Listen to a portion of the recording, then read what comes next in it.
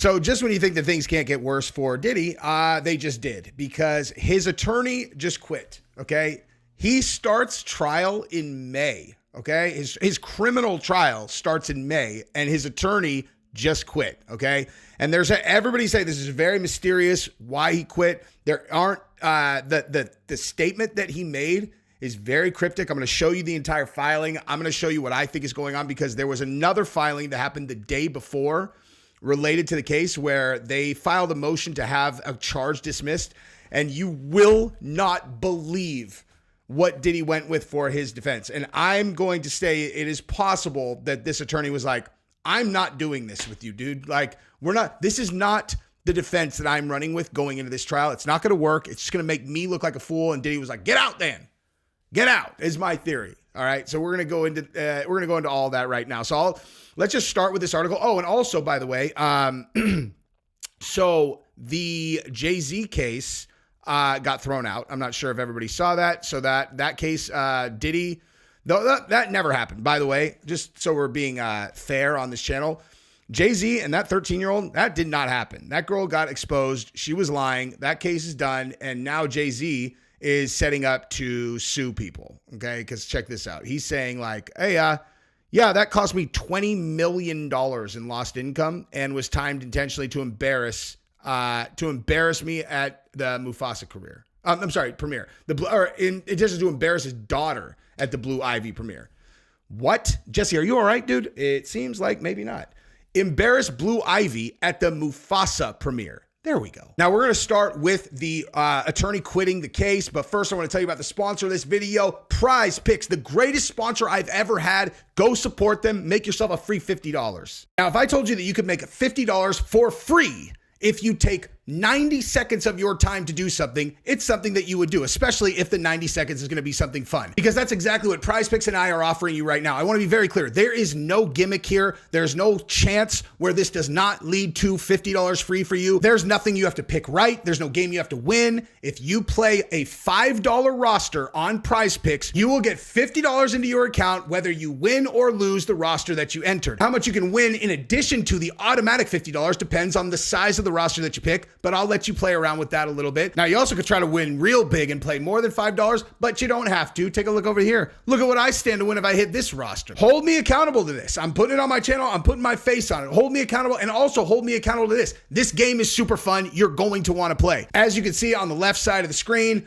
all you do is go through the athletes that you want to pick in a specific sport. In this case, we're doing UFC because my girl Rose Namajunas is fighting on Saturday. In addition to MMA, they have college basketball, college football, NBA, NFL, any sport you could think of, you can play on PrizePicks. Now, in the roster you see over here, this is obviously a UFC roster. I'm playing a $5 game, which means if this was my first game, I would see a free $50 put into my account the second that the game starts. So come join me for PrizePicks. It's an amazing game. You'll be supporting my channel and you'll be getting free money. Also, look at my roster, take a screenshot, and then you can see how I did. And also, I want to know who you guys are picking. Send me your rosters if you want. Link is in the description. Use promo code JesseOnFire for the $50 bonus. And that is what it is. All right, let's do this thing. So, Diddy faces fresh crisis as his lawyer, Tony Rico, quits rapper's case with very mysterious statement. Now, I'm trying to find this too. Attorney reveals mind-blowing cost of Diddy's defense on the Trial of Diddy podcast. I got to go listen to that because I haven't, and I'm very curious what the cost of his defense is going to be. I imagine it's astronomical. So Sean Diddy Combs is facing a fresh crisis after his attorney, Anthony Rico, stepped down from his legal team with a very cryptic statement. In a motion for withdrawal of counsel filed in New York on Thursday, Rico said, under no circumstances can I continue to effectively serve as counsel for Sean Combs. And like I said, I'm going to show you the entire filing. There's a lot more to it than that. The notice added that but I mean, this is actually pretty telling right there. Under no circumstances can I continue to effectively serve as counsel for Sean Combs. This also came on the same day that another set of lawsuits came through. Maybe he knows one of the victims. We're going to look at that also. Or maybe just this, like, at a certain point, maybe he's like, you know, I got to be honest. I'm down to, defend somebody who maybe there was a misunderstanding, but one of the most prolific serial rapists of all time is just a little beyond my ability to do my job. I'm sorry, I just can't do it. I have no idea. But anyway, we're going to get into all that stuff. The notice added that discussions had been had with lead counsel Mark Angfilo and Rico before the motion was filed. Rico said that he would be providing no details to support the application, adding the government prosecutors had been notified and didn't take a stance. He said him stepping down would not result in a delay of the current schedule, with Combs set to stand trial in May. And you're going to want to subscribe to my channel to make sure that you don't miss any of that trial, because I'm going to be here reporting on it every single day and making fun of all the lunacy that comes out in that trial. And also, it just helps the channel a lot. So go ahead and subscribe if you haven't yet. Click the button. It takes 1 second, dude. It really does. It takes. So this is the motion, and then I'll get into the thing that they filed yesterday, where I'm like, wow, that is a really idiotic thing to go with in terms of defense. All right. So he says, Anthony Rico, I hereby declare under penalty of perjury. I was retained by yada, yada, yada. And he says, for reasons set forth below, the motion for withdrawal is filed so that Sean Combs can move forward with defense and commence any jury selection trial without any delay. Reasons to be relieved as counsel for Sean Combs. As a result of discussions with lead counsel Mark Angfilo, this motion for the withdrawal of counsel is filed. So that means he probably got fired-ish, maybe, which probably had to do again with what they filed yesterday, which is the stupidest defense in the history. Or, honestly, you know what? Let's see. I just realized it's possible this dude filed this stupid, idiotic thing that we're going to go through in a second. Maybe it's going to be very interesting. If he filed it, then Angfilo probably fired him, because he's like, this is so dumb. And if this was filed by Agnafilo, then what that means is this dude was pushing back against it, and Diddy and him are all get rid of him then, if he's not willing to play the race card. While I'm aware that local rule requires an application for withdrawal counsel supported by granted only upon showing an affidavit, otherwise yada yada. He said, my counsel in this case, although I have provided Sean Combs with a high level of legal representation expected in court, under no circumstances can I continue to effectively serve as counsel for Sean Combs, consistent with the ABA standards for criminal justice. Okay. So we're going to come right back to this in a second. But first, let's look at, okay, check this out. Oh, did that really just happen? Thanks, man. That's awesome. Okay, check this out. So this is actually what I was talking about anyway. All right, so this is the motion that they filed yesterday, okay? Diddy's attorneys argue no white person has ever been targeted with a remotely similar case. That's interesting. I feel like Harvey Weinstein was targeted with a nearly identical case. Am I wrong? No white person. It's all racism. Are you trying to win this case or what? Are you like, this is what you're going with? So Diddy's lawyers have filed a new motion looking to dismiss one of the 3 federal racketeering charges he's facing. Okay. So I want to see this motion because I'm very curious who filed it. Like I said, so Diddy's lawyers have filed a new motion looking to dismiss one of the federal racketeering charges he's facing because they think it's racially charged. Oh, it's priceless, dude. Yeah. Listen, let me tell you something, man. When you break and their reasoning is this is normally swept under the rug. I mean, come on. Yes, it's a crime, but it's usually swept under the rug. It's usually swept under the rug maybe when people haven't been videotaped beating and graping women. We have your hard drives, bro. We have your hard drives. We got you on tape with like young boys who might be A-list, celebrity singers. Okay, you're going down. We're going to charge you with anything that you've committed. On Tuesday, Diddy's counsel submitted a memorandum that is looking to erase the federal charge that claims he violated the Mann Act, which prevents trafficking across state lines for prostitution services. The federal indictment was unsealed last year. Diddy hiring escorts and bringing them across state lines for services. According to Diddy's legal team, prosecuting Diddy under the Mann Act is racist because he's being targeted for being a successful black man who did something that usually gets swept under the rug. Oh my God, that's amazing.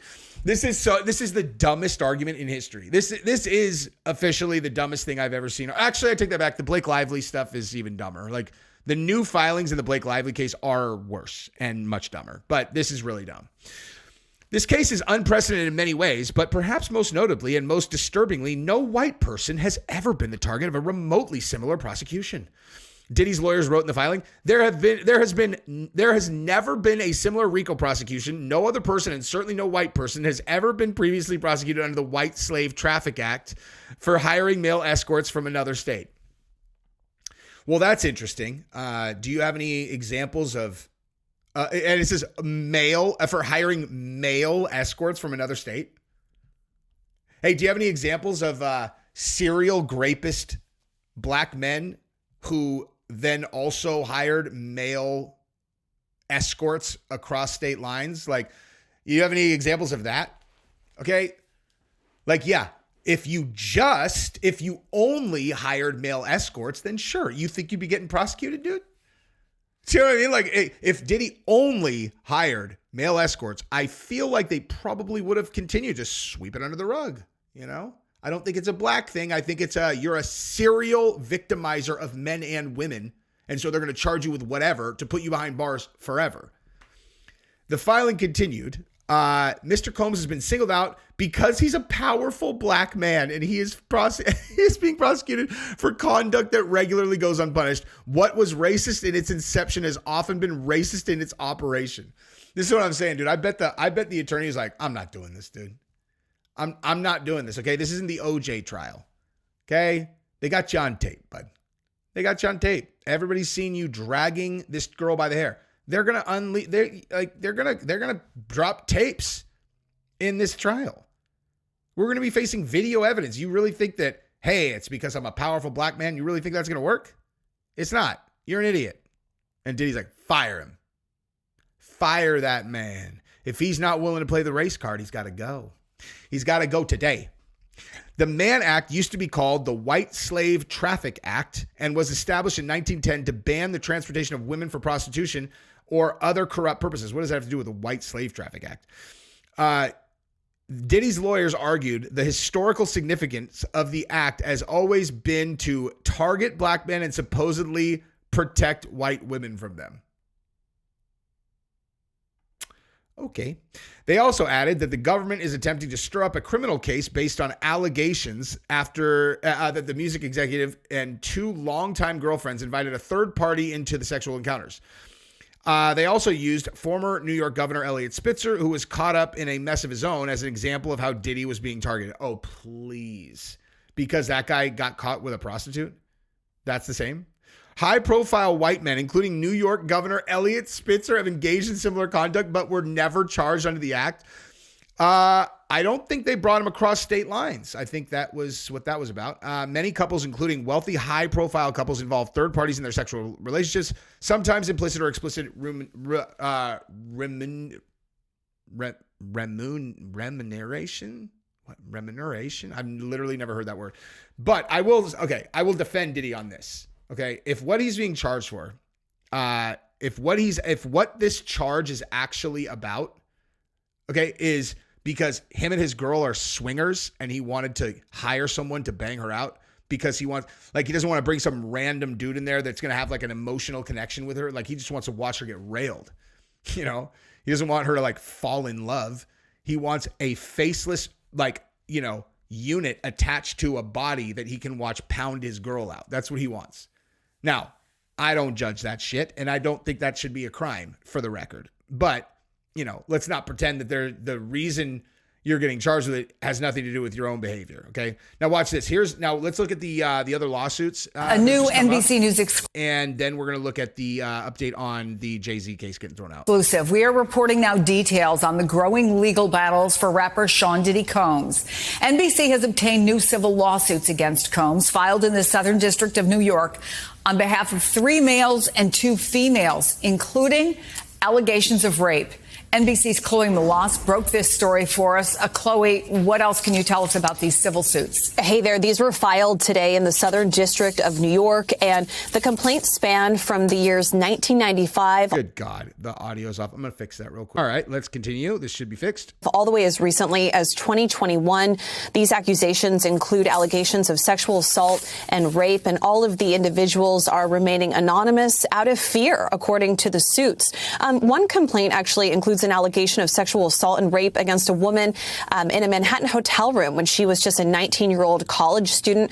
We've reached out to Combs' legal team for comment, and we have not yet heard back. And these are the first civil suits being filed by Texas-based attorney Tony Busby. He was the one that held the press conference last month saying that he was representing dozens of accusers. And he says that the reason that he's filed these suits, I spoke with him earlier, and he said that these are the ones that he was able to corroborate first, that he is still planning to name other high-profile defendants. Now, these suits just name Combs and his businesses, as well as a hotel and another location where an incident allegedly took place. And, this is all happening just less than a week after a New York judge has now said that Combs will separately face his criminal trial on May 5th. The only civil suit that he has settled so far is the one with his ex-girlfriend, Cassie Ventura, who filed that explosive suit alleging sex trafficking, which sort of kicked all of this off last year. And she is central to the criminal allegations against him.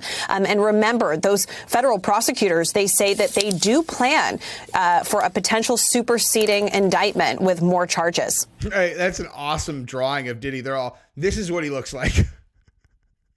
I always say this, and I will continue to say it for the rest of my life. The number one example of idiotic government bureaucracy being the antithesis of progress is courtroom artists, dude. I mean, bottom line, okay? This is like the perfect metaphor for government failing to progress because there is no reason to, right? You understand the reason why they had courtroom artists is because they didn't have cameras, okay? They still have a person in there drawing everyone. Dude, just take a picture. Just take a picture of the guy. You know what I mean? Like, it's so weird. You guys can't get there. It's like, hey, so currently you use chalk and stuff. You use this weird, and you're not even like, you just kind of throw these drawings together. Like, what's the purpose of this drawing? Just take a picture. Weirdos, man. Anyway, so let's now go over here. Now, originally I was going to talk about the Jay-Z case, but I actually just looked at that, and that's a way bigger video. It's too big for this video. I got to do a whole thing on that because he's got a really good case. He's going to get a lot of money. Jay-Z is going to get a lot of money because he did not do that. They can prove it, and now they can also prove direct damages caused by Tony Busby, his firm, and the accuser. I mean, we're talking a lot of money, dude. A lot of money. $20 million a year is what he's saying. And he can show receipts. Like, this is $20 million in endorsements that I lost per year as soon as you guys did this, and you did no. I mean, it's insane. Honestly, like Tony Buzz, all they would have had to do is just call the accuser's father, who was an integral part of her story. The father would have been like, yeah, no, that never happened. Boom, done. You have no credibility. The accuser, I mean. But instead, we're going to do this. So Jaguar Wright, if you guys don't know who this is, okay, so Jaguar Wright was honored with the Defender of Freedom Award for dedication to truth and justice, okay? Do you guys know who she is? Because, listen, man, she is a wackadoo, man, but a good one, like everybody is writing her off, being like, oh my God, she's totally crazy, but the reality, look at this is the Jaguar Wright show. Damn, I didn't know she had a show. What's up, dude? Okay, but like, check, this is man, this is it? This is all she's got?